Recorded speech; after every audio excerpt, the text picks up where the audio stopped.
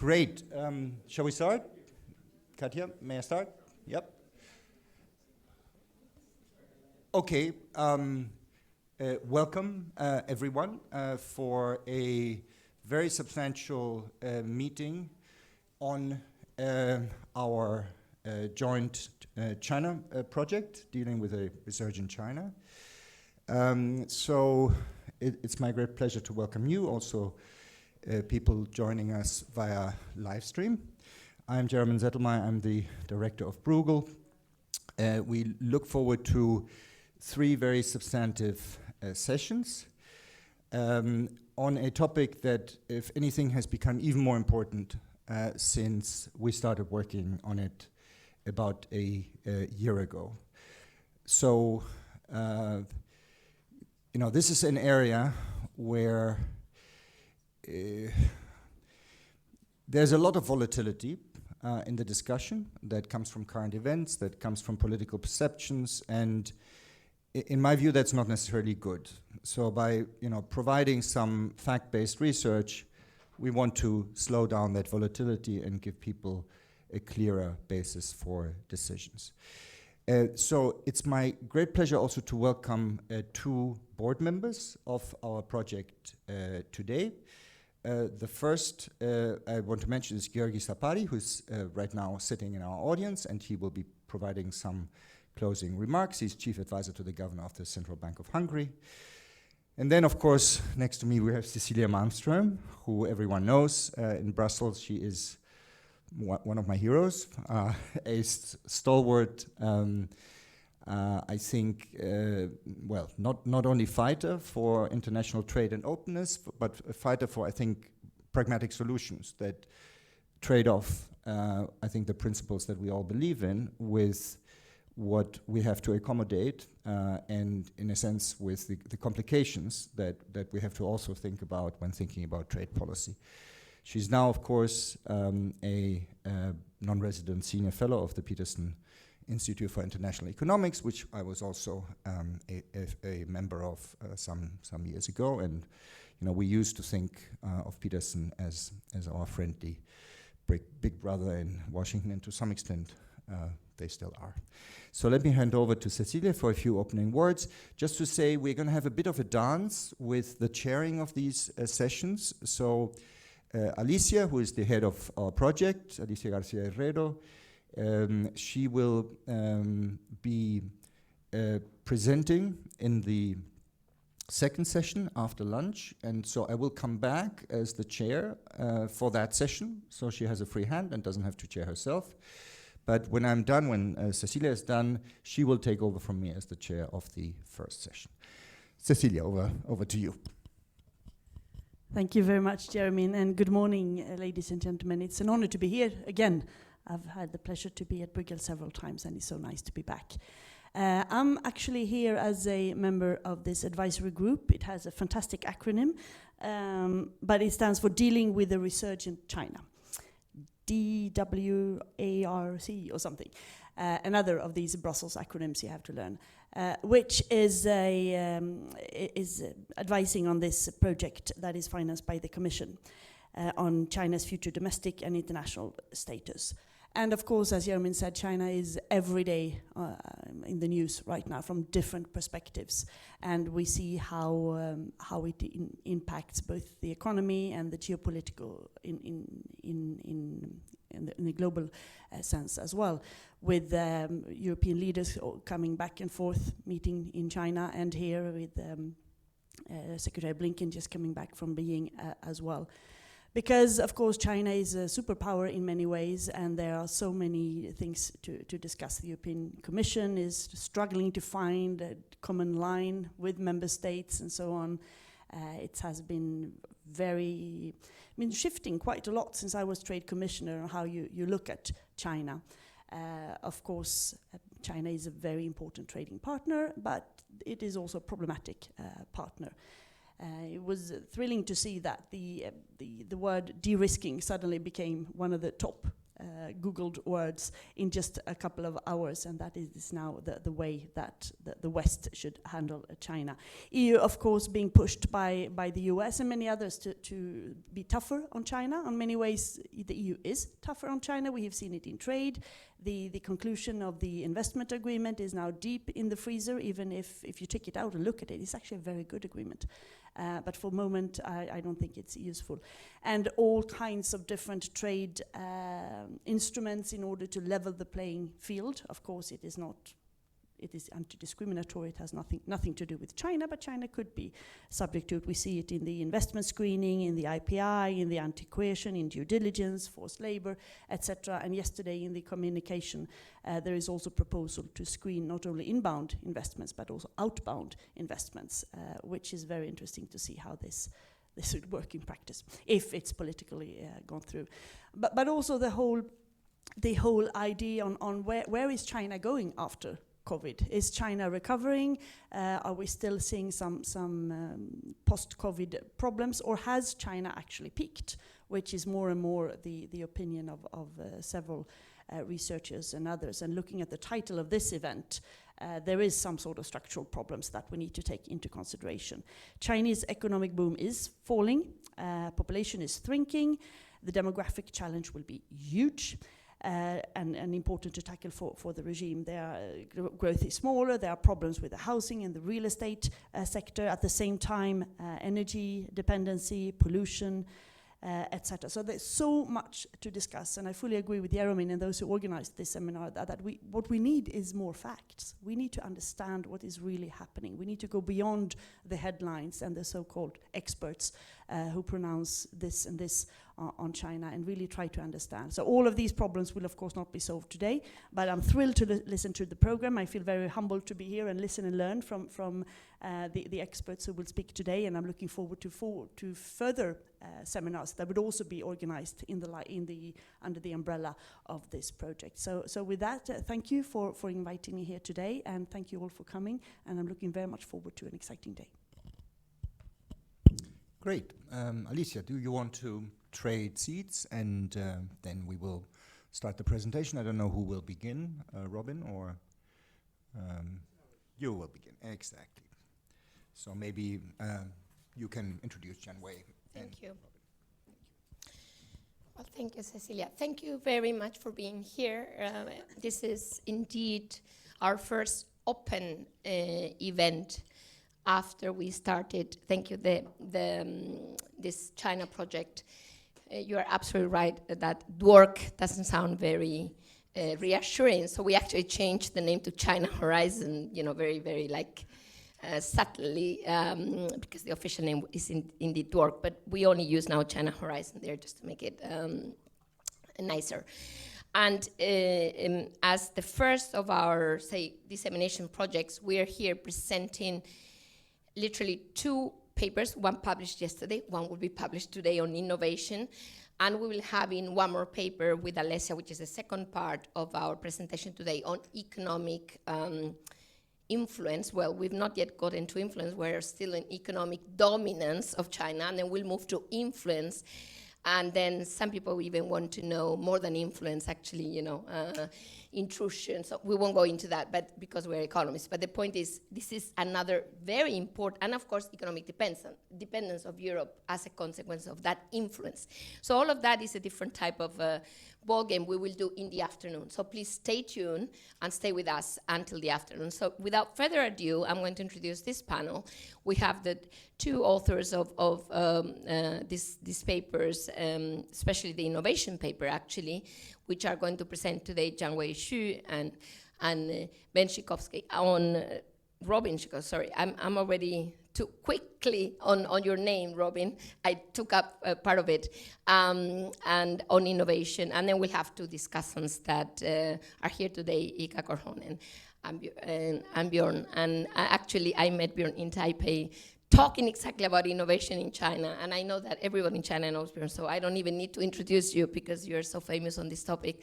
And Nika has been working on China, since we started this, I don't know how many years ago, at BOFIT, I visited to do work on China. It's an excellent, really think tank on China and Russia. So without further ado, I'm going to give the floor to Jiangwei first and then Robin.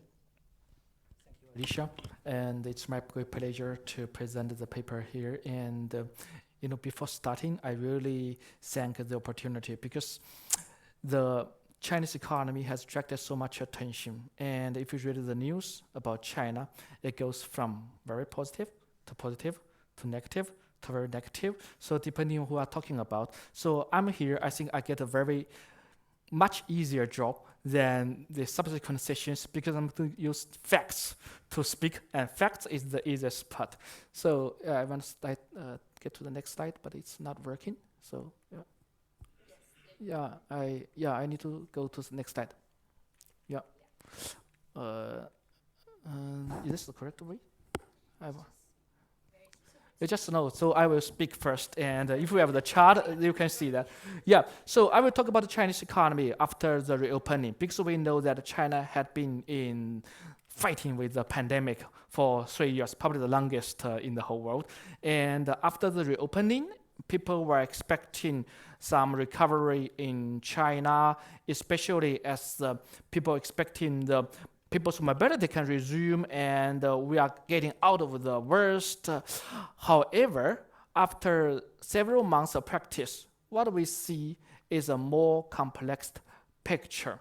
And if you look at the GDP number, I still want to go to the next slide. The GDP number, it seems okay because Q1 was good. Q2 is very likely to be much better than that. So if you look at the headline number, it's a very good performance of the Chinese economy.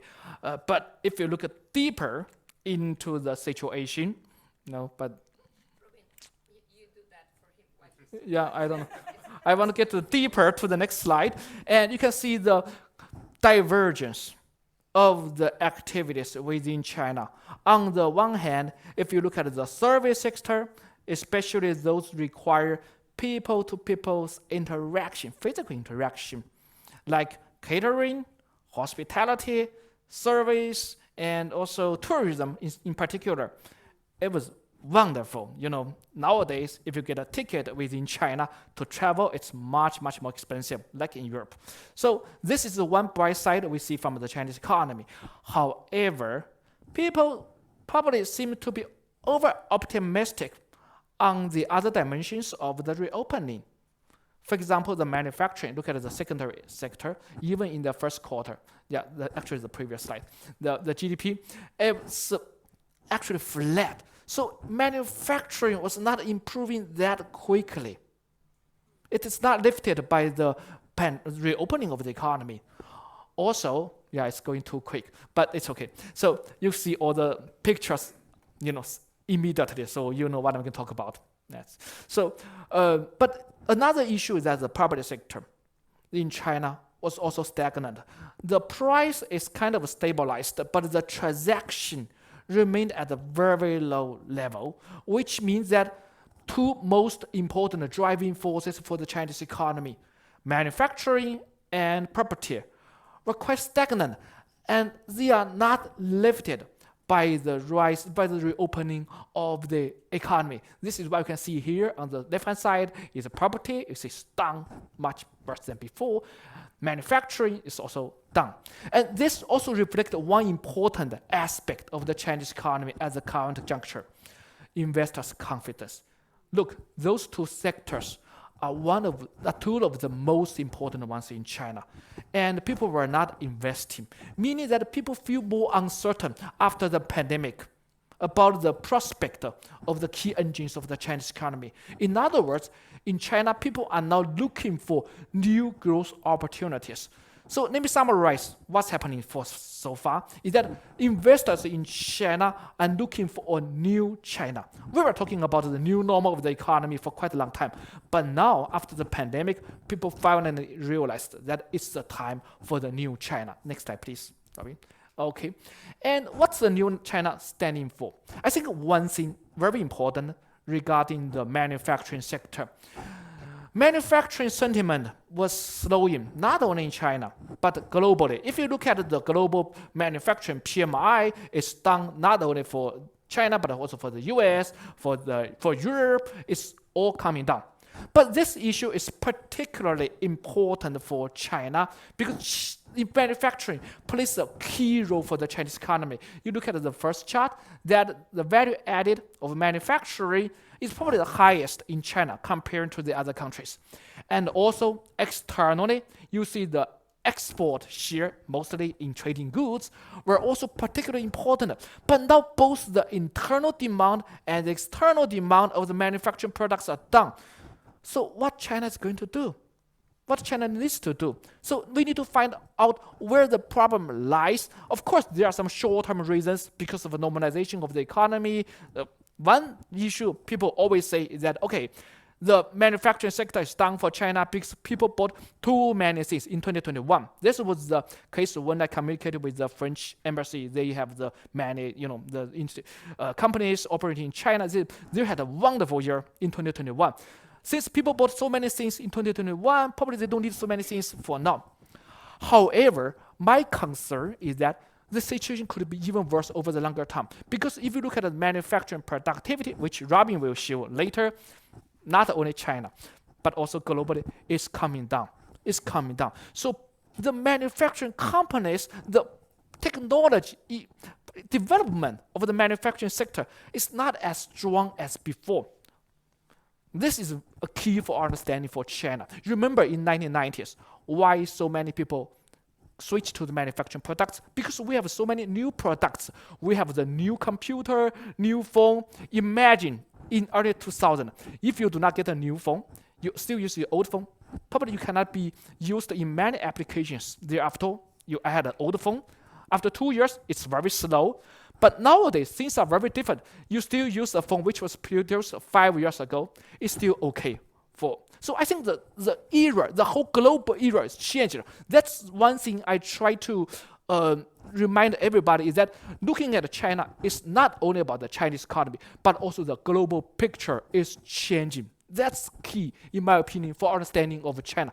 Looking beyond China for China. And next slide, please, Robin. And also, what is China going to do? This is the question that everybody is asking. I think one thing, as everybody's talking about now, is de-risking. When we think of de-risking in Europe, we think, okay, we need to de-risk from China, right? But looking from the other aspect of the world, for Chinese authorities, they are also de-risking. So everybody's de-risking. So you see from here that Chinese exports to Europe and US has been declining. But they are switching more to ASEAN and Africa. And I don't show Middle East here, but I had a project with the Middle East. So it's also rising in Middle East. So China is also de-risking.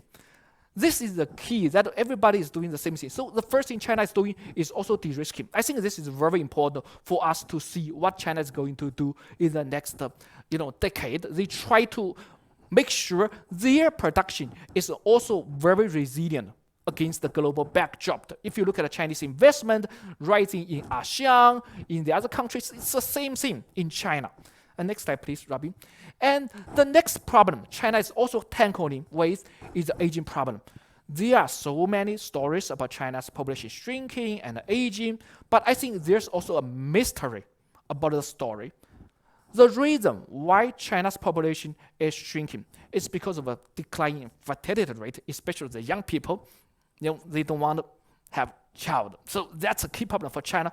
But linking it directly to the labor supply force is probably too quick. The reason I say too quick is that fertility rate started to decline, I think, in 2018, but that is more relevant for the newborn, right? For the newborn.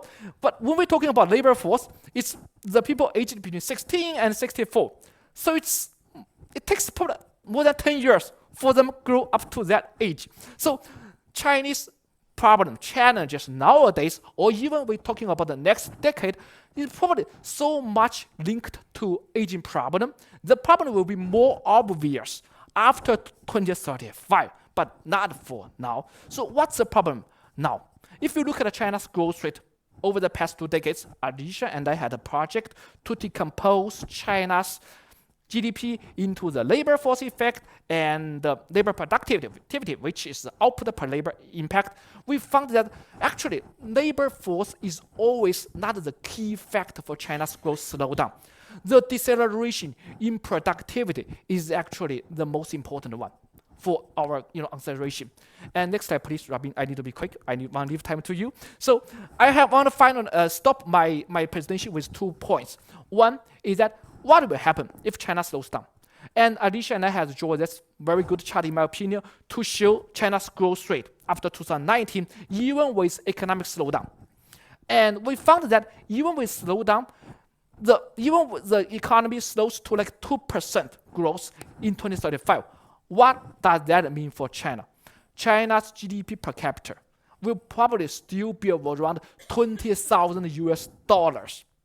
That means China could still enter into a middle-income country for the world. That's a part of the world, the country that the world cannot ignore. So it's still a relevant economy. I think that's also for our European audience to understand that China will still be there. It's still important. And even with the slowdown, probably it's still a very important, issue to tackle with, not only for now. And another question many of you may be interested in is whether China can catch up with the US. I really don't know. It depends on how US is growing, right? But probably it will be, if China slows down more quickly, probably takes much longer time for China to catch up with the US, or depending on how you use to convert the currency exchange rate or PPP. Too complicated. So I will not delve into that story. I will go to the next slide, Robin, thank you, to talk about China's GDP again. So we have been talking about China's GDP growth rate over the next decade. But one thing is for sure, GDP growth rate in China, like in many other countries, never linear. So it's always volatile, up and down, up and down, up and down, which means there are so many uncertainties in our projection of the Chinese economy. And the key, as I emphasized, is how productivity is going to evolve. So I will leave the most difficult part to Robin to talk about China's productivity and how innovation is going to affect that pattern. Robin, the floor is yours. Thank you. Is this working? Perfect. Okay, great. So as Jianwei was saying, is this also working? Yes. The Chinese economy is facing a lot of challenges ahead: population aging, weak external demand, etc., etc. And the Chinese government, they know that in order to keep the economy growing, they have to eventually increase productivity in the economy. They cannot just invest more capital and make the economy grow by that. And this is very much, voila. This is very much in line with standard economic theory. And the government has, since 2006, already come up with a lot of central directives, with a lot of plans. There was a national medium and long-term program for science and technology development, where the government laid out fundamental sectors where technological breakthroughs ought to be achieved in order to reach the technology frontier, or the technology frontiers, because there are many technology frontiers. And there was also Made in China 2025, where the government said that in order to reach these, there should be monetary support and in specific sectors that also focus on general purpose technologies like robotics, so technologies that can be applied to many sectors at the same time if China reaches progress in that. And this whole thing is in the context of the new, of the new development paradigm that the government tries to advocate for, is the innovation-driven development strategy. That's the big thing. So going away from this credit-driven growth to innovation and productivity increases in the economy. So the question that we asked ourselves in our paper that I've written with Alicia together is, where does China stand and where are the potential bottlenecks? What kind of challenges is China facing on its way to a more productivity-focused economy? And in analyzing this, we moved along a simple theoretical framework that was used also in Mandel et al. 2008, where basically innovation is depicted as a process that goes from inputs, so policy, R&D inputs that can come from firms or from the government, education policy, and then the economy reaches certain intermediate goals or outputs. They become goals if they are policy driven, of course, scientific publications and patents, but the eventual success of innovation will then be measured by how these goals are translated into outcomes. So we have value added in industry and productivity. Productivity is the final goal that can then lift out the economy of its structural deceleration or the challenges that the economy faces. If we zoom into inputs, we see that the Chinese government has increased massively the expenditures on R&D as percentage of GDP. It has caught up in this regard with Europe, with the European Union in 2019, and has also caught up a bit with the United States, although we see clearly from the graph here that the United States has also massively increased its input in R&D expenditure. And not only that, but also the Chinese government has continued to increase its efforts in venture capital, so in bringing up startups, in making possible the commercialization of new inventions for eventual productivity growth. And this is also largely driven by the Chinese government. We see that almost the data unfortunately goes on just until 2018, but we see that the Chinese government makes up almost 50% of this venture capital investment as opposed to the private sector, and this is huge. I mean, in Europe we have also some case, for example, the Netherlands has also huge venture capital funds, and this is only to 20% driven by the government. In China, it's 50%. So this is really a centralized effort. And then, if we look at education, on the other hand, we see also that the number of enrolled students has increased. Many youngsters in China are now attending university. And we also see that many Chinese students who go abroad to the United States, to Europe, are increasingly coming back. They face a very welcoming environment, often supported by government institutions. They are they have a good standing on the job market. So for them, there are many opportunities if you have an education abroad. So there has been some progress on this. And if we look at outputs, intermediate goals of this within this innovation framework, we see that also the Chinese economy has increased its number of scientific articles in scientific and technical journals. Now we have to be a bit careful because quantity is not equal quality, but there have been a lot of studies on this. For example, by the Japan National Institute for Science and Technology, which posited that in 2016 to 2018, China has ranked even number 2 behind the US in terms of the top 1% papers measured by citations. Now, citations is always a bit difficult because citations does not take into account the centrality of an individual researcher in the academic network. It also, these numbers also don't take into account self-citations, which are apparent for big institutions where authors know each other and they also cite each other then more often. So we have to be a bit careful, but we can definitely say that there has been some progress. And if we look at patents, then we see that the number of patents in China has just ballooned over the last couple of years. And on the left, you see the patent grants from the Chinese authorities. Now we have to also be here a bit careful because patent policy in China is I mean, it's to an extent policy driven because firms, they get subsidies from local governments for patent applications. They have certain quotas that they have to fulfill. So we have to be a bit careful. But even if we look at the patent grants at the US Patent and Trademark Office, we see that China has caught up even with Germany and the Republic of Korea, although it's still way below Japan and the United States. But we can definitely see that there has been some progress in these intermediate goals to innovation. Right now, the interesting thing is if we look at output, and if we start with value added in Chinese export, we see that indeed there has been some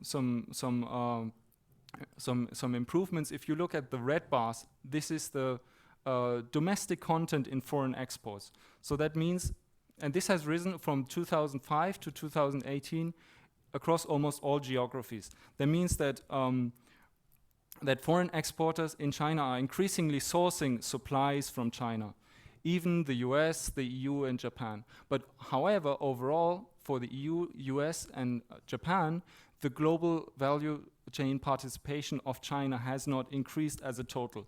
That means that China has still problems in entering these high value added sectors. And if we look at another measure, total factor productivity is basically the measure in which which basically measures to what extent are the inputs of an economy translated into outputs. We see that depending on the estimates, there have been several studies on this, for example, by Lauren Brand, a Canadian economist, which is on the left side. Total factor productivity in China has the contribution of total factor productivity to growth in China has actually slowed down since 2010, despite all of the progress that China has made in innovation. From 3.1% in the 2000s to 1.1% in the 2010s. If we take estimates from the Conference Board, which is an American research institution, it's actually even negative over the same period. So China seems to have troubles in actually translating this progress in innovation into tangible economic outcomes, into well-being of the people. And so within the paper, we identified 3 potential bottlenecks that contribute to this. One, and I think this is the most important one, is the role of the local governments in the economy and the collusion between local bureaucrats and business elites, especially real estate developers. So what has happened in China over the last couple of decades, there has been a tax sharing reform in 1994, where the central government diverted some of the tax revenue from the local governments back to its pocket. And from that moment on, local governments had a bit of an issue in securing secure streams and continuous streams of income for themselves, and so they looked for alternative opportunities to gain tax revenue. What they have done then is they have confiscated land from farmers, sold it to real estate developer, which meant that these real estate developers invested in housing, which was good for the GDP figures of these localities and good for the revenue of these local governments, because they could pocket the fees from using these lands. And this is still a rampant problem. This has led to misallocation of resources and capital. A lot of workers have moved from more productive sector to the construction sector. This has also led to overinvestment and to growth that was relying on this bad investment. And bad investment means debt, which is now a huge problem in China. And also what has been noted in China is the prevalence still on political connections of not only state-owned firms, but of course also private firms to the government. If you want to succeed as a firm on the local level, political connections are essential to gain tax benefits, government subsidies, and to be also a bit shielded from arbitrary fines and taxes. And we also see that the role of the government has actually increased since 2017. When we look at the total subsidies that the government gives to listed firms, these are listed firms on the stock market, so they are the big players. But even here, there's a lot of studies that show that ex-post productivity growth has been modest for these firms, even if these firms have the intention to boost innovative capacity or to boost innovative outputs. Another point that I want to mention here is that there has been a bit of a loss of vitality among Chinese youngsters. The youth unemployment rate has been ballooned since the pandemic. It's now at 20%, even after the full reopening of the economy. And what the underlying problem is here is that China is churning out way too many graduate students than the economy can absorb. So if you look at the European experience in the 19th century, basically the demand came first for better educated workers, and then the supply from the government followed. In China, it's different. It's first the supply, and the economy cannot really absorb all these graduate students, and now they are sitting around, and also because these could be potential innovators, but also because of the problems that I've been talking about, the regulatory barriers and the non-market competition, it is increasingly difficult for these people to enter the market in tech sectors, for example. We also see this when we look at the rise of for demand of civil service jobs. So the Chinese government has increased the vacancies for civil service sector jobs, and this was met by a rising number of applicants from 1.5 million in 2020 to 2.5 million. So this indicates a bit that Chinese youngsters are increasingly searching for security over this spirit of adventure that you need for healthy entrepreneurship. And the last point to mention here is the US-China tech war. Of course, the US has this is very, very well known and often discussed, capped access to critical technologies such as semiconductors and software and export licenses. The need for export licenses has increased dramatically.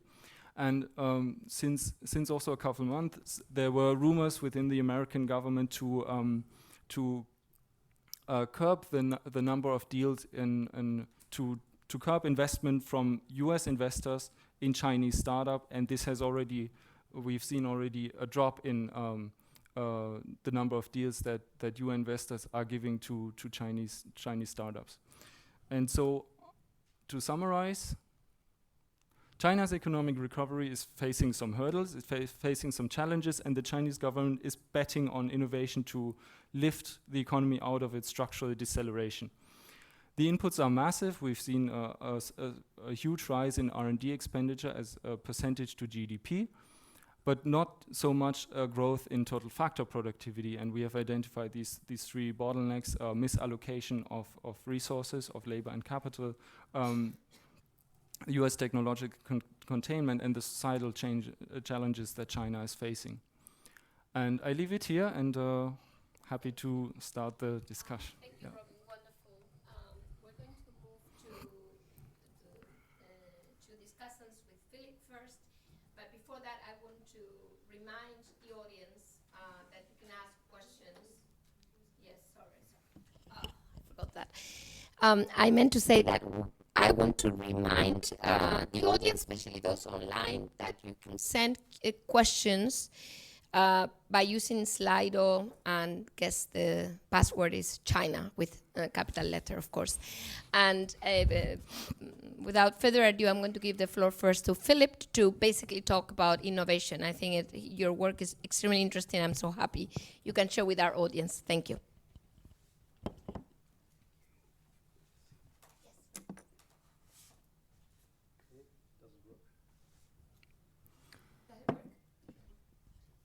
Should work, yes. Yes. Slides are also on the way, I guess. Your slides will be shown. Do you have the pointer? Yeah. See if it works. Yeah. Magic.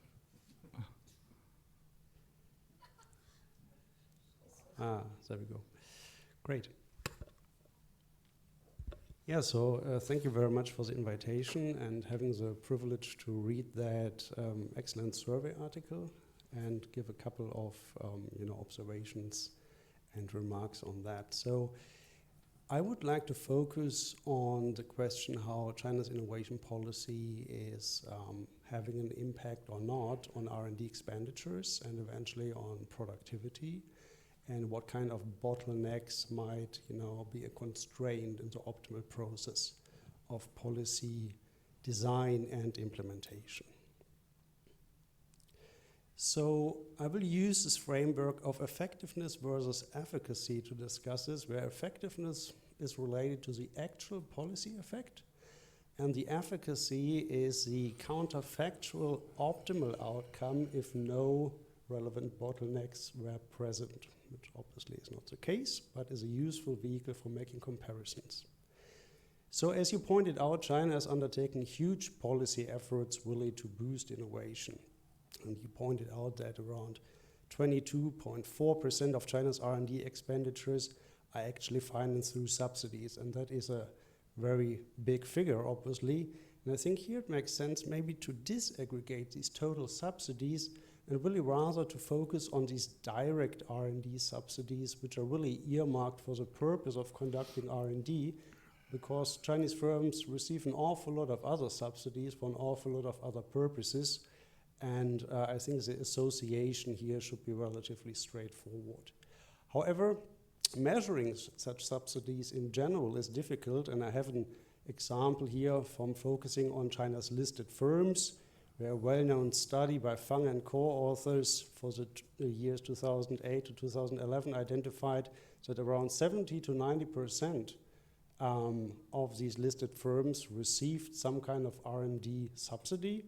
And I replicated that based on the data that we have in another study, and we came up with a lower rate of around 21 to 56%. So why is that so? These subsidies usually come with a purpose description, and very often we find something like R&D or innovation in the label. But if you do that carefully, very often the actual purpose is a different one. And therefore, what we use in our studies actually is the lower bound, a more conservative measure. It already shows you that even if you have very granular microdata, it's easy to come up with different interpretations, and one should be relatively precise and careful when measuring this. Now, focusing on the outcomes. Another very recent study by Brunstedt et al. Find a very surprising outcome, which is R&D subsidies have no effect on R&D expenditures of firms, which is extremely surprising because it implies that there's total crowding out of private R&D in Chinese firms, versus a more preferable outcome of partial crowding out or even crowding in, which is additionality, which is what policymakers usually try to achieve, which shows that how you set up the data really matters. And I think this outcome here is potentially partially flawed due to an insufficient data setup.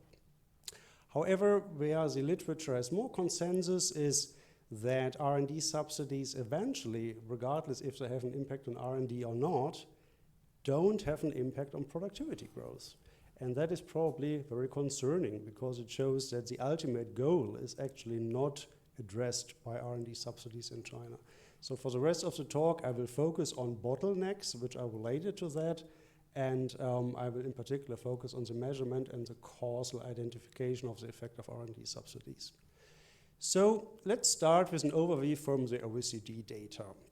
Surprisingly, looking at the last more or less 2 decades, we find that government funding in the business expenditures of R&D is on average lower in China in comparison to the OECD. And I think that is not probably what we would have expected. However, comparisons between China and the OECD are not as straightforward, because the institutional setting obviously is very different in China. So I went ahead and had a look at data from China's statistical yearbooks, especially in the science and technology statistics, and I replicated the data for the last decade or so, and yes, it shows that government funds contribute to around 4%. However, the Chinese state has very different means in comparison to OECD countries to influence R&D choices in firms. And that is, if you would add all of the R&D funds in state-owned enterprises and all of the funds of semi-state-owned enterprises, an upper bound of around 51.7% of R&D expenditures in firms could be directly or indirectly influenced by the Chinese government. Obviously, this is an upper bound, but it just shows you the differences when we make comparisons and how meaningful these comparisons are actually or not. Now, let's focus on one of the bottlenecks, and that is the misappropriation of R&D subsidies by recipients of these funds. We came up with a new measure, and we measured in how far Chinese firms having received R&D subsidies are actually using these R&D subsidies for R&D purposes or for other purposes. And we can show that around 42% of grantees misuse these R&D subsidies, amounting to about 53% of the total subsidies received in these firms for the earlier decade of the 2000s. And that comes surprisingly close to policy statements made by the Ministry of Science and Technology after all of these issues of fraud and etc. were investigated and detected. They came up with a measure around 60%. So our measure partly confirmed by empirical evidence. We do lots of validity checks, but it's also confirmed by anecdotal evidence from policy circles, etc. What is interesting is that there's a substantial decline in this misappropriation after the introduction of this seminal policy, the mid to long-term science and technology program 2006 to 2020, which Robin also alluded to, which is kind of a seminal changer, and it introduced lots of policy issues and also increased the sanctioning cost and therefore the compliance of recipients of R&D subsidies, significantly lowering the likelihood of misappropriation after 2006. Nonetheless, it's still a relevant phenomena, as I will point out in a bit. So now, given that we can differentiate between firms that receive R&D subsidies and are actually fully using them for R&D and those receiving them but partially or fully misusing them, we can estimate two interesting effects. So the first is the effectiveness, which is also known for the econometricians among you as the intention to treat effect, and that is the actually realized effect that the allocation of these R&D subsidies by the government to firms is achieving in practice. And here we see that amounts to a partial crowding out of private R&D by around 25% or less, which is not ideal, but still it's significantly better than what previous studies have showed with regard to total crowding out. However, what we can do here is we can estimate the counterfactual, how well these subsidies have incentivized R&D expenditures if full compliance were given. And here, this effect would change into a crowding in, or also known as additionality effect, which means that these firms would even increase their own R&D expenditure, right? And that is a desirable policy outcome. And so what we can show here is that the policy could have been twice as effective in stimulating Chinese private R&D expenditures if misappropriation would have been absent, right? And that shows that lots of the potential of the Chinese innovation policy is still has not yet unfolded, so to speak. What we can also show, if we go a little bit deeper, is that these R&D subsidies have a whole bunch of different effects. So we can show that both the effectiveness and efficacy have significantly improved after the seminal change of China's innovation policy, which shows that the policy design has been sufficient after 2006. However, there are still certain but diminishing frictions in the implementation. You can see that a too high subsidy size is redundant, and that overfunding of high-tech sectors, which is prevalent in China, is also not delivering the intended returns. And quite intuitively, as state-owned firms are hardly financially constrained, injecting more and more R&D subsidies into these firms does not really achieve any additionality as well. Now, changing from the so-called input to output additionality, we find an impact on employment, fixed assets investment, sales, and patenting, but importantly, not on productivity. And that really echoes the point that you pointed out and is also in line with other papers in the literature investigating this. However, what we don't find is that any behavioral change in the way how innovation is actually done is observable. Finally, for welfare, it matters how these misappropriated funds are actually spent, and we find that there's at least a partial investment of these funds, so this is not a full extraction for private consumption, for example. So let me wrap up then on this discussion. What we can show, having a look at the evaluation of China's R&D policy, is that the policy design has become sufficient over time, but the policy implementation still requires further improvement. And that is most recently also emphasized by these fraud cases in the China semiconductor industry, where lots of funds were allocated to a whole bunch of firms which didn't deliver at all. So what we know is misappropriation is one major bottleneck that will and has been and is in the process of being improved by Chinese policymakers. We show that there's a non-compliance rate of around 42% of grantees, amounting to 53% of total R&D subsidies. So in the first decade of the 2000s, this was a significant issue.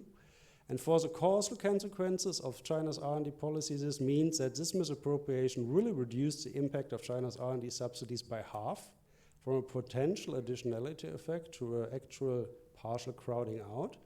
But misappropriation does not explain the insufficient productivity growth, because even among fully compliant firms, we don't find an improvement here. And here my suggestion is, and I think you already also have it on your list, is that mission-driven policy which overemphasizes security benefits over economic returns might be one of the issues behind that, and that deserves more investigation in the future. Thank you very much. Thank you, Philip. On this note, which is, sorry, people can't hear me. On this note, that I think is quite interesting, because Robin ended with this kind of big question mark. How can we have so many inputs to innovation and so little output? But I think Philip basically explained how much of those inputs are actually either misappropriated or not fully effective or efficient or both. So on that note, I think I'm going to leave the floor to Ika to our second discussion, and then we'll start. We have already many questions, so please, Ika. Thank you very much, Alicia, and thank you very much for all the organizers for inviting me. I have basically just two observations. One is more general, even global, and then one relates more closely to China. And the sort of more general observation is that it seems that, and we also saw this on one of Robin's slides, a lot of countries have increased their R&D spending a lot during the past 5 to 10 years. China, US, many European countries. But so far, this has not shown up in productivity in basically any of these countries, and it's really a puzzle why this investment hasn't really paid off yet. I mean, perhaps we haven't done yet enough. It's like a ketchup bottle that we have to shake a long time until we get something out, and then a lot of things come out at the same time. Perhaps we have done research and development on wrong things, and it takes time to find the right things. But it is a puzzle, and I don't have any answer to that, but I'm open to all kinds of speculation on this. Then on sort of more generally on Chinese economy, I really like Chen Wei's way of presenting things. I think for this year, we will see the growth target of at least 5% to be achieved. It's perhaps wide margin even. But then I do fear that the coming years, even in the sort of short to medium run, we will see much slower growth. I mean, demographics are already retarding growth somewhat, but I think all the problems that we saw before pandemic, the real estate bubble, and I think in many cities it is a bubble, and then especially the very high debt levels that now have been made worse by the pandemic, and the, I think, necessary policy response really make me sort of worried that China, or big parts of the Chinese economy, are basically will be like Japan in the 90s, that we will have a sort of freezing of the real estate sector and the problems in that, but it also means that the domestic banking sector and the financial sector are unable to finance much of the growth that would happen in new sectors, in new companies. There will be growth, yes, and there's still lots of potential for catching up. So per capita GDP will grow, but the overall growth will be much slower than we have seen previously, and this will have a big effect on global economy as well. Thanks. Thank you, Ika. This is really wonderful. So I think we had kind of a wrap up. We also covered China's economy down the road this year, and your worries, which I think are exemplified, or I would say described in the paper we published yesterday on Can China Defy Gravity? Meaning, basically, the whole point is that China is converging, but as any country, converging slower and slower. So, a lot of what's happening is actually natural, if you think about it. But of course, there's additional concerns, whether it's COVID scarring, which is what Ika mentioned, but also the increasingly low return on assets, partially because of misallocation, which goes beyond innovation. it's this general misallocation of fixed asset investment. So all of that is in that paper, which has been published, as I said, and a lot of what Robin said, by the way, will be published today, so you can have a further look. I have here quite a few questions, but I think I'll first, I hope nobody gets upset, I'll give first the the audience a chance, since you came all the way, and I think Georgi, you have a comment. So can we give a mic? We have 2 mics, maybe to the. You can take mine. Thank you. Thank you very much, Alicia. My name is George Sapari. I am here also as a member of the advisory group. I agree with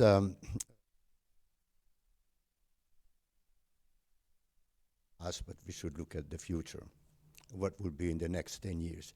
This is on which I would like to give you some food for thought. Just as a background, I led the China division in the IMF for many, many years. First time I was in China was in 1980. So I have some perspective. Now, let's start with the innovation. If you look at the PISA test, for many, many years, in the first 10, 7 are from Asia. 5 from China or Chinese or Taiwan, Hong Kong, Singapore. That says something. The Europeans and the other 3 that are in the first 10, Estonia, Finland, occasionally Switzerland, but that says something. And what you have to look at in China is not how much the total GDP will catch up, it will be higher eventually, and when, than the GDP of the United States. The convergence of per capita income is very important, because what it means is, as per capita is increasing, people get better and better educated. A tremendous catch-up in per capita income over the past 20 years. I have numbers on it. So that is an important thing to remember. So this is how you have to look forward to it. Because in the slowdown, what you have now, first of all, you have the very fast catching up. Obviously, the convergence catching up is slowing down. But China will converge. I mean, the per capita income is still low compared to the developed countries. So it will continue to go at a slower pace. Fine. Another thought is that if you look at the United States, technological development to a very large extent were boosted by spending on defense and on space exploration. Many of the things that were particularly devised for defense or space exploration ended up in the civil sector, consumers, manufacturing. No, China's expenditures on defense has shot up like this. US has gone like this. Europe has gone like this at a lower level. China, it's at a lower level, but it's going up like this.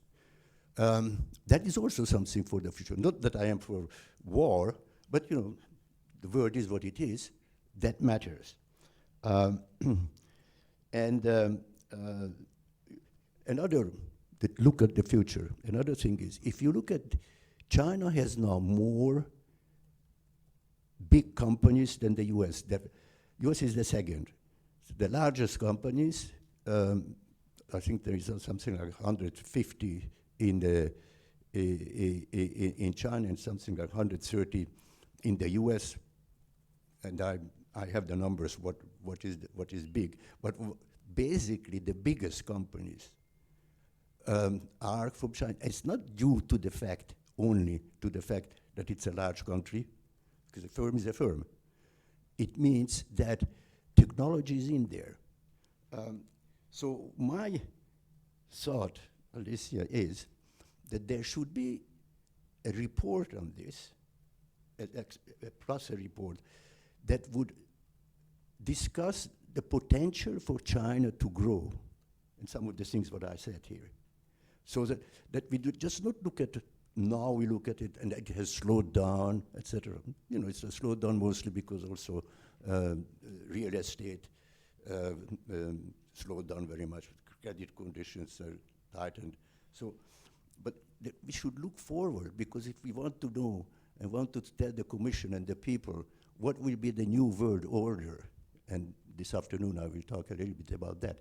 What will be the new order? She should see the path of China going forward. That's my point.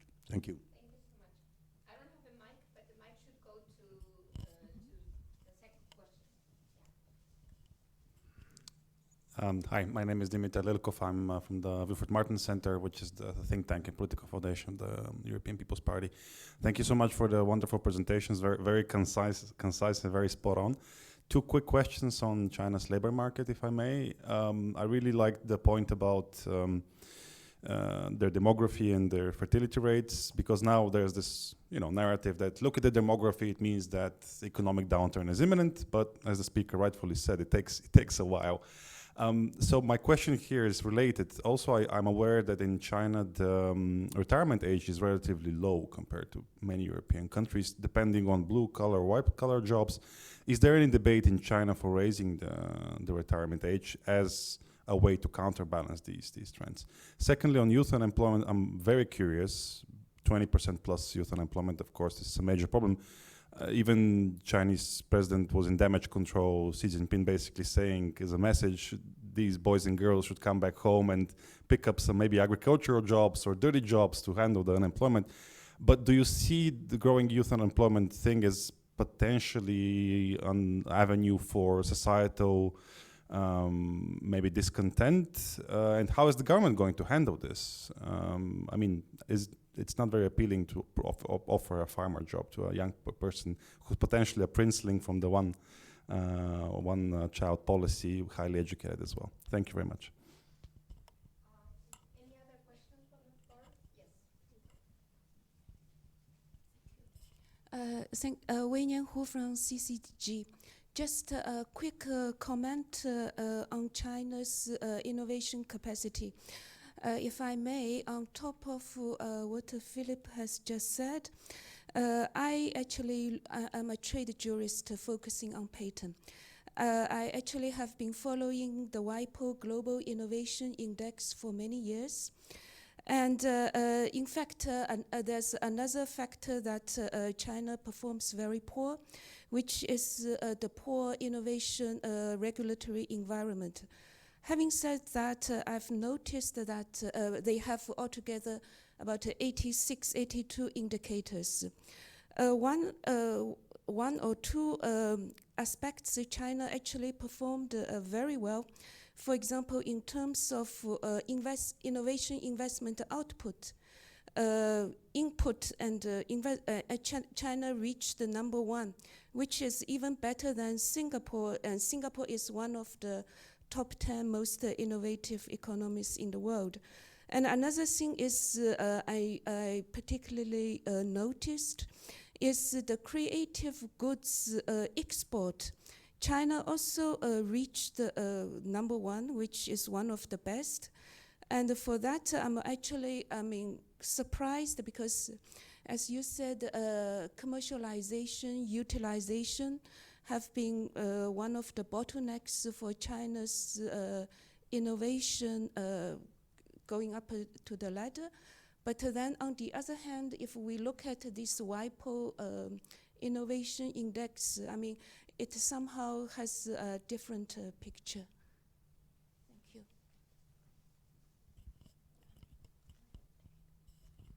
Hello, I'm Crystal from the National Bank of Belgium. First of all, I'd like to thank the presenters for bringing together so many interesting data. And I think in particular the work by Philip to dig deeper into these data is it's hard, but it's extremely useful. And getting back to your paper, Philip, I mean, you mentioned that since 2006, the design of China's R&D policy improved, so that was clearly a turning point. I was just wondering, now recently we see that rush towards semiconductor subsidies. Would you say that we are now again at a turning point in China's innovation policy, where, you read a lot about it, how, Xi Jinping is trying to take its hands on, steering innovation to sectors that he likes. And I am aware that it's early day and that no data are available yet, but should we be worried that the design of China's innovation policy is now deteriorating or not?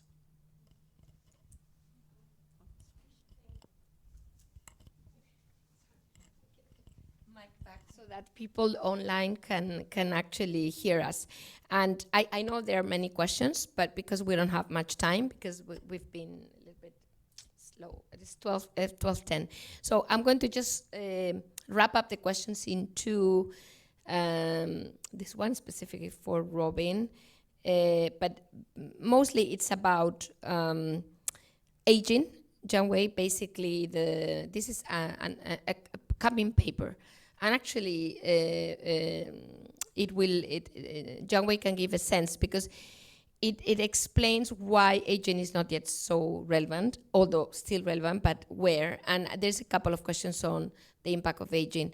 There's also a couple of questions on exactly this point, because the data is a little outdated, because we don't have anything else. How much has the whole thing changed because of the tech crackdown, the kind of a more hands-on approach to innovation? There's many questions on that. I hope I make justice to what is here, but oligopolization kind of innovation increasingly. And the tax code also, if anybody can take that.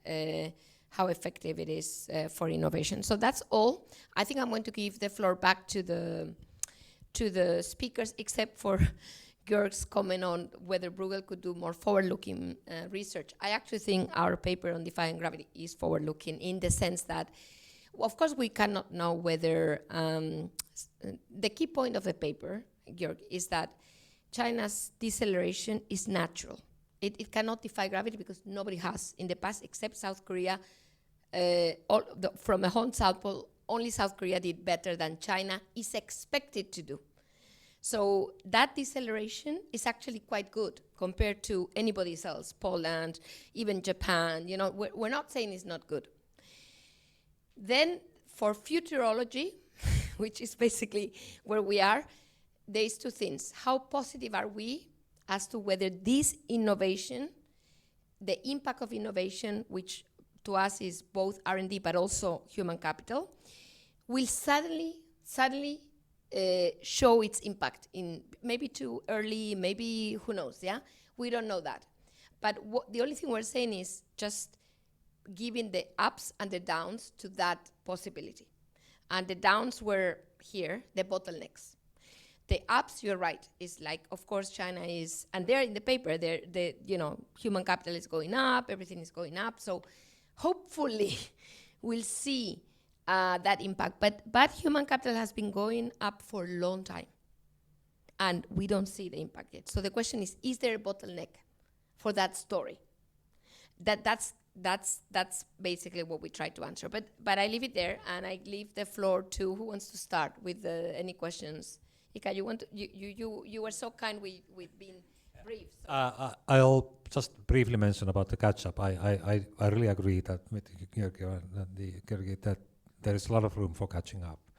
But as Alicia mentioned, I mean, for example, Japan's catching up ended at the beginning of 90s, basically when their demographics changed and also their real estate bubble sort of bursted. I don't think that will happen to China, but it sort of gives us an idea what could happen. Thanks. Okay, so we have one more guy. Sorry. I realized, Cecilia, you had a question which we add to to the basket of questions. Well, if we have time, several of you mentioned the corruption and fraud in the semiconductor industry. And at one point in the former mandate of President Xi Jinping, there was a lot to talk about corruption and so on. It seems to be less now, but maybe that is just because he's not reaching the West in that. But what is being done? Because obviously does great harm to all the efforts in innovation, if you know. Yeah, thanks for the questions. So let's start in 2006 when this seminal policy change was initiated. So that was run by back then Wen Jiabao, the prior premier minister, and it was a very high profile policy change. So some economists like Barry Norton even go so far to say that China did not have actual industrial policy before 2006. I mean, that is debatable, but it was certainly a big game changer. However, at that point in time, the reform efforts in China were looking different as what we see as reform efforts being defined today. And so when that was running out in 2020, the world has changed and the focus of policymakers in China has changed. And also then looking at semiconductors, which obviously is kind of the Achilles heel of the Chinese, high-tech ambition. There is certainly more focus on technology autonomy, right? Which goes hand in hand with a certain level of redundance, because technology which is out there is not accessible anymore, or China wants to caution against over-dependence on foreign sources of technology, which then necessitates the creation of that domestically, which of course from a efficiency point of view is inferior. But if national security concerns are more important than economic dividends to policymakers, that might be a rational way to go ahead. And I think at least partly this is what we see since a couple of years. In between, the Made in China 2025 has been initiated, started in 2015, received lots of attention because for the first time also international targets were defined, where foreign competitors thought, okay, that implies huge competition abroad. It has been toned down a lot, which does not mean it does not exist anymore. We did some preliminary investigation on these policies, and we could show as a midterm review, because the period is halfway through, that all of the goals have actually been fulfilled, but we don't see productivity growth. Which means by Chinese standards, this policy was a success, but the ultimate yardstick of economists is actually not behaving as we would like to see it. And then the question is, maybe that was never the intention. Maybe that would be a nice byproduct, but other goals have been more important, and maybe they have been fulfilled. Also reaching out to military, civil cooperation, and dual-use technology and all of that. I mean, it's just speculation, of course. What we also see, yes, data is outdated in the study that we did, but we did it on purpose like that because at the end of 2011, that phenomena became widely known in the press. And we expected that firms would change their accounting behavior, and we would not as readily observe misappropriation based on our measure. But in principle, this could be updated, but here I certainly agree with you that related corruption has been toned down, and that probably is an effect of the anti-corruption campaign, which has been initiated in 2012 and has been ongoing ever since, more vividly in earlier years, less so in later years, but I think that really reduced the flexibility of local officials and also of some higher officials to benefit from certain payments, and I think that is clearly observable, but not entirely wiped out, because we still see that, for example, in the field of semiconductors, where also a couple of imprisonments, both on the side of the government and of the firms and the agencies between, could have been observed in recent years. Let me give a final comment on these tax credits. Yes, they exist in China.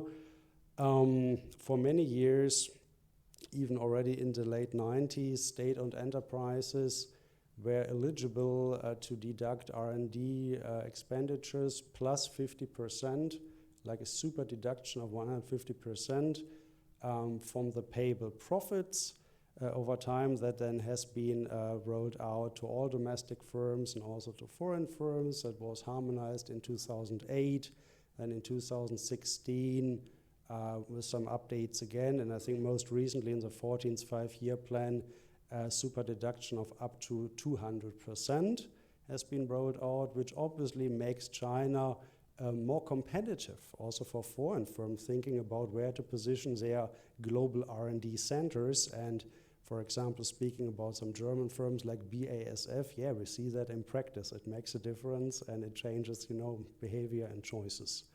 I hope that answers some of the questions. Thank you.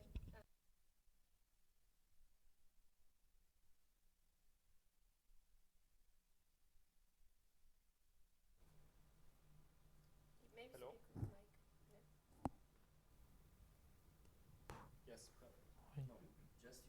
Use your mic, I think. Ah, yeah, perfect. Now it works. Yeah, there were a couple of interesting points you mentioned with the US, that the US boosted a lot of its innovation outputs through the Department of Defense in the 60s, out of which also semiconductors arose. It seems to me that China is also doing the same. They're investing heavily and focusing now their policies on these general purpose technologies, AI, quantum computing, semiconductors as well, and also space. So the new administration, there are a lot of people who have an aerospace background. That's quite interesting. So, but the question is, how much time is it going to take until this is then translated into productivity growth? How much time it takes until these general purpose technologies are then applied throughout the economy? And also, what we have not in the slides but in the paper is that China still lags behind in basic research. So when we look at the share of basic research to overall research, in China it's still 6%, while in developed countries it's around 20%. So China still has some catch up to do, and the question is how much time is it going to take? And about the youth unemployment, which the gentleman from the EPP mentioned, yes, there has been discontent because expectations of these young people that are currently graduating from universities are very high. They have been supported by their parents, one-child policy. They have been told that they have to have it better, and they don't want to take up these blue-collar jobs, these manufacturing jobs anymore. They want to have these profitable jobs in the tech sector. And as of recently, the tech sector has also laid off a lot of workers, which has contributed partially to this youth unemployment. Whether that's going to lead to societal discontent that is eventually going to become a threat to the government, I'm not so sure.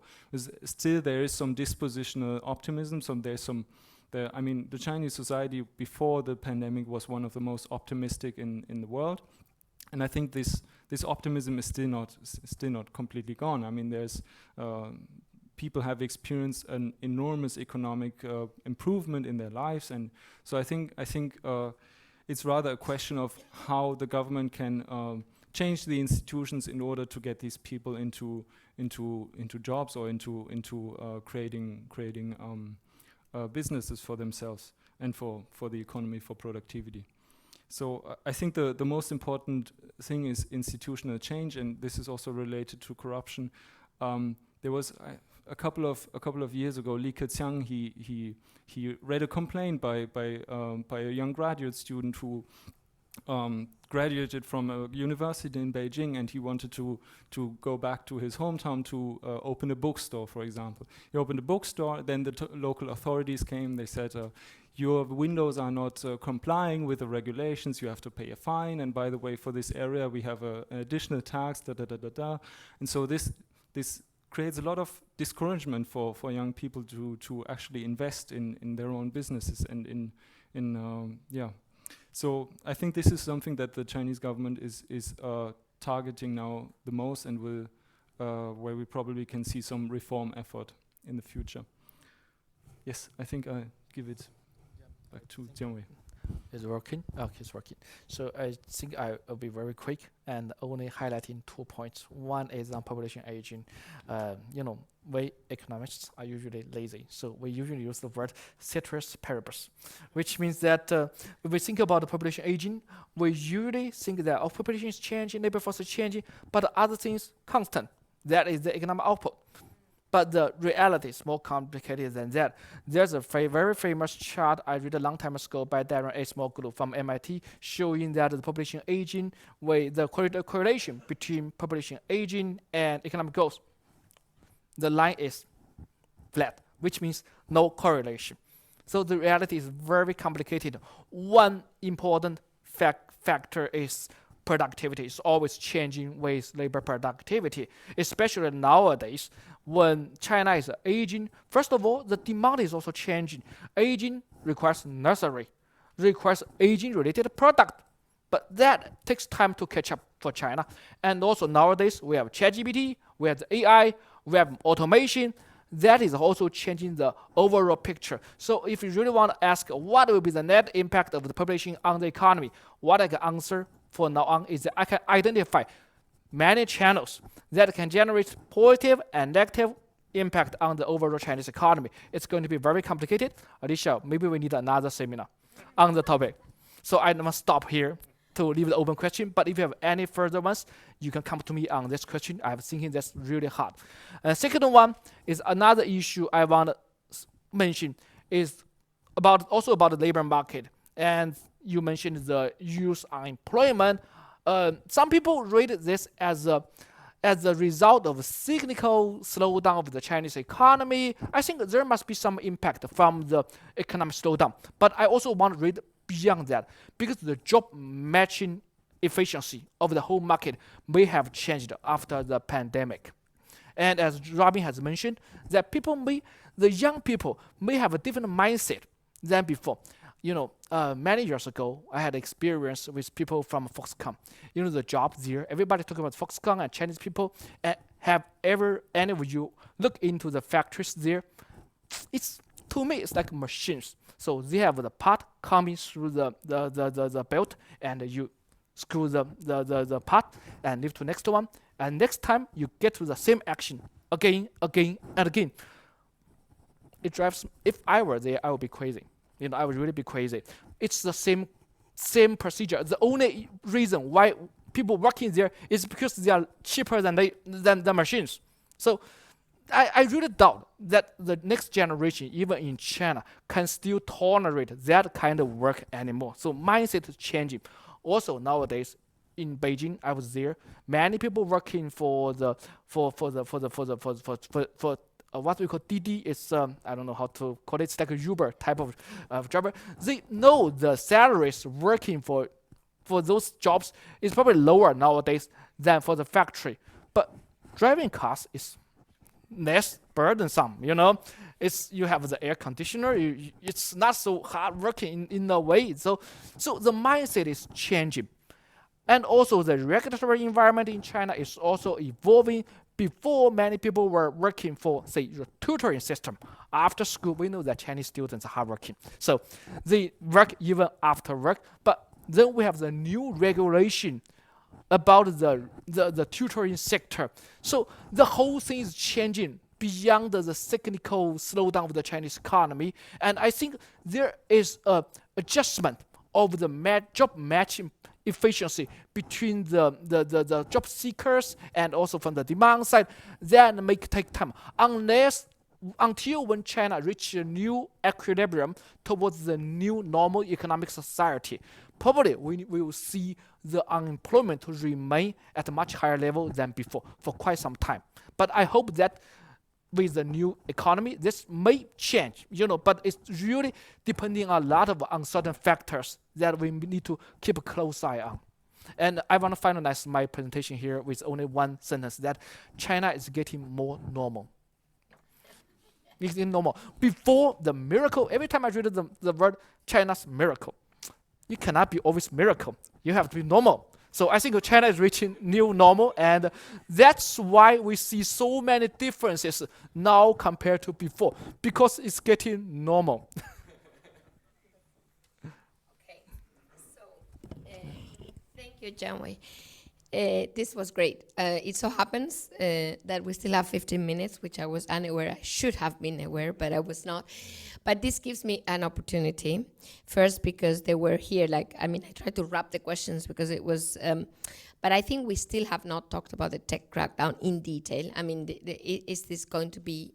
Some people think it's beneficial. It's actually beneficial because it focuses on basic research. I mean, it helps kind of divert the resources to basic research. So I think that's, or not. I mean, what are entrepreneurs now more worried, and therefore we don't really know what's the, and I very much like this also. I mean, every question you can take it, but I think this idea of oligopolizing technological restructuring. So what I think is meant here is that, and I think it's a very good question you mentioned, Philip, maybe it's not China's objective. Maybe what is China's objective with innovation? We may argue it's total factor productivity, stem off the structural deceleration. Maybe it's actually, and this is our second part of today, so please stay tuned. It's about creating these economic dependencies. I don't mean to say purposely, but frankly, the US does the same, yeah, with a lot of issues that we Europeans know.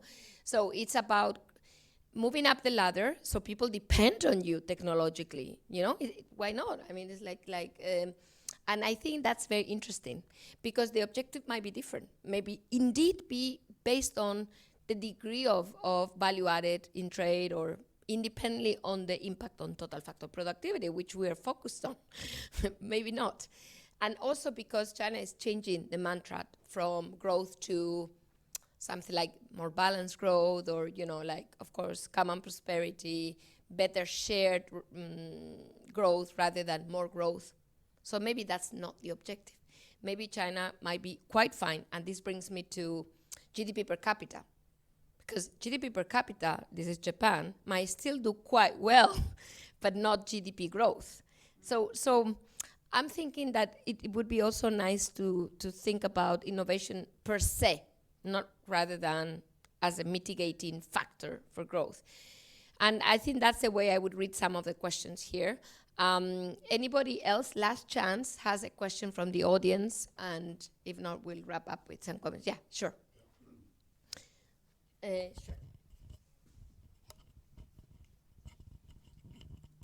Thank you very much. I would like to briefly react to Robin's basic research. The best thing is when you have basic research and also applied research. That's the best thing. That's the United States. Europe has a lot of basic research. It's not at the top of the technology. You don't need absolutely basic research to develop. Look at Korea. Look at Japan. They did. So how did they do? Because diffusion of progress, you cannot stop it. It's like air. It's like you can have sanctions here and there. It's bad. It will slow down. But I think sooner or later China will have a lot of basic research. But what I'm saying is not necessarily so. If you look at some cases, like I said, Korea or Japan, who just use the technology that others invented. So that's my only point. Thank you. Sorry, our mics are in short. Thank you so much. So, any other thing before we move to final 1 minute thing? And of course, we're all happy to finish on time and go for lunch. So, any other comment from the audience? I want to say something. We have here the coordinator of the second project, meaning we, China Horizon, are one of the two EU-funded projects on China, and we have Bert here for Reconnect, which is the other project I'm sure you'll be reading about, lots of research there as well. So I want to thank you, Bert, for being here. If no more questions, what I'm going to do, because I'm going to give just a couple of minutes each. Cecilia, if you want to say something, please go ahead. And I'm going to start reverse order again. So Ika, you'll have the pleasure of closing this event. You have a mic there. And yeah. Or reverse order of the reverse order. I'm very confusing. So I meant to say Robin, Janwei, Robin, Philip, and yeah, Ika. So reverse of the reverse, yeah. Sorry, Ben. Sorry. Oh my God, I'm so confused. Yes. Go ahead, Robin. Me. Okay, perfect. Yeah. Okay, to the basic research. Yeah, it's true. And so the question is technology might eventually diffuse, especially when we talk about semiconductors. But what the Chinese government is trying to do is also to I mean, it's really hard to replicate an entire semiconductor chain within a domestic setup. That takes very, very long time. So all the parts are very specialized. I mean, ASML has worked 30 years on its technology, and the question is, how quickly can China get there? But what we also see, the Chinese government is trying to actively with policies to improve the absorptive capacity of the economy by creating these city clusters, by investing in infrastructure, by investing in connectivity between regions and between firms now. So it's true that the Chinese government is getting ready for the economy to absorb it, and whether then basic research is the driver of growth or applied research, incremental innovation is the driver, I think it remains to be seen. But yeah, that's all I can say to that. I raise a question because I thought the last word of mine it was the ending, but I now have a new chance, so I try to raise a question here, because I've also been. I'm not talking about the innovation today, but I have a question for all of us. I don't know the answer. Because we have shown for China that we have a lot of inputs on human capital, on research and development expenditures, but the outcome seems not so obvious at the moment. But is the correlation between the two really linear? So probably, if you look at what the US and many others doing, they put a lot of efforts. For a long time, nothing happens. But when there comes a new product, so it's a big boom. So the whole impact could be linear. So I'm not saying that China will finally have a big impact or not having a big impact on the outcome. I'm just saying that so far, probably we still don't know. This is my understanding of the whole situation. Yeah, I stop here. All right. I think I still take this first question from the slide deck here. So there's an excellent paper by Chen et al., I think 2019 or 20, in the American Economic Review, investigating the effect of China's tax credit on R&D spending and productivity. And they indeed show that about 25 to 15% of the administrative expenditures or the other way around, are relabeled as R&D expenditures to increase R&D spending and move these firms across the eligibility threshold of 3 or 5% of sales, depending on the size of these firms, to become eligible for tax cuts, right? And but even given so, they are showing that these tax rebates have an impact on total factor productivity. So it seems, and I think it's consistent with most of the literature that I came across. So it seems that these tax programs, these horizontal tax programs, although there's some cheating into the treatment, which you could also call adverse selection, is at place, but by and large they have a positive effect. Seems to be better than the direct R&D grants, actually. Maybe thinking about this global productivity slowdown in general, and maybe declining research productivity in particular. There's some research by Nick Bloom and co-authors, also came out in the American Economic Review in 2020, showing that there's decline in research productivity, which means to keep GDP growth constant, increasing amounts of R&D need to be devoted as an input, right? And me and a co-author, Paul Hühnermund, we replicated that for Germany and China, and we actually confirmed that in both settings. So these are the most R&D expensive economies in Asia and Europe, and it's consistent even in terms of the decline rates of what we see in the US. So indeed, that seems to be a global phenomenon. However, also focusing on total factor productivity or labor productivity, we need to put that into perspective when we think about China. And China is at less of half, maybe down to a third of the productivity level in comparison to the United States, which means there's lots of potential for catching up, yes, but for catching up they need to have at least a higher growth rate than the United States, right? And that is probably the concern. And now today we talked a lot about the influence of innovation on productivity, total factor productivity in particular, and that will be the influence of the firm within improvement, which is within efficiency, which is one part of total factor productivity growth.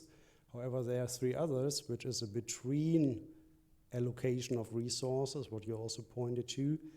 That usually is positive and usually is the largest driver because the allocation goes from inferior to better performing firms. Actually, that is negative in China, which means there should be some policy distortions. That is not a market efficient allocation that we observe there. There are slight increases from entry into the market, but they are negative contributions from exit, which means not the worst performing firms, but some better performing firms are actually exiting while the worst performing are staying on board. So that probably points to some policy distortions outside of this innovation TFP nexus we have been discussing, and that should also be kept in mind when we discuss it in a bigger picture. Thank you. Okay, thank you. I'll hopefully close with somewhat optimistic, I hope, remarks. So we're talking about basic science and basic research. I mean, it's true that the knowledge diffusion happens, but once you are closer to the sort of technological frontier, you have to be able to do that research yourself. And now China is perhaps putting more money into that. And the anecdote is that slightly more than 40 years ago, in my home country, Finland, a team of scientists started to study very low temperatures. And I mean, there was a lot of sort of ridicule that, you know, Finland is cold enough. Why do you want to go to minus 273? But they kept at it, and now almost all of the quantum computers of the world are actually using that technology or something derived from it. So it took a long time for that payoff, but I mean, sometimes this happens, and hopefully now China is pouring a lot of money into also basic research, and then since there's so much money and resources, then things will be found out that will develop and help not only China but all of us. Thanks. Thank you so much. Thank you, Ika. So we are about to close. I just want to conclude here, other than Ika's own conclusion, on the point that, as you can see, first, you know, it's quite good that the EU is giving money for China research, because I feel it's not only helping us understand China, but it's helping us understand ourselves, because we can learn from us on China and from China on us. And I think that's essential. We'll be having, again, more products here on aging from John Wei. And I think one thing that I think it filtered out here is that we need to know more about the role of the state in China, because we are now in the business of industrial policy globally, and China has been doing this for a long time. So it would be good to distill ideas for us, because we don't know much about this. We are newcomers in this business. So lots of things. I hope you agree with me that we can actually exchange with China. And I'm very happy that, again, that the EU has realized and is helping us and Bert's team reconnect to do so. So thank you so much. Enjoy your lunch. And again, be with us for economic dependence, economic influence of China, and also a big announcement. We'll be showing you our dashboard for China's data that Mikael has been working on, which will hopefully help many of you to produce more research on China down the road. So bear with us and see you later. Thank you so much.